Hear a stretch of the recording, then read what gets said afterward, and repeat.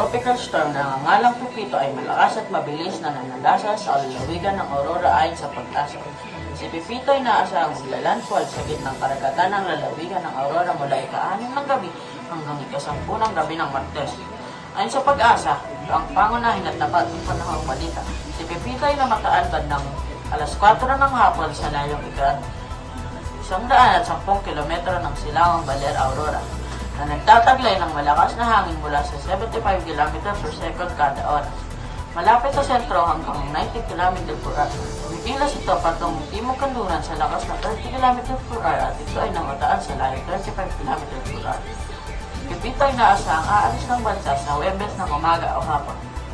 Ang bagyo ay tinatayang nagdadala ng malakas na pagulan sa Central Luzon, Mimaropa, Camarines Norte, Quezon, Nueva Vizcaya, Quirino, La Union, Pangasinan, Benguet mula Martes ng gabi hanggang Miyerkules ng umaga ayon sa pag-asa.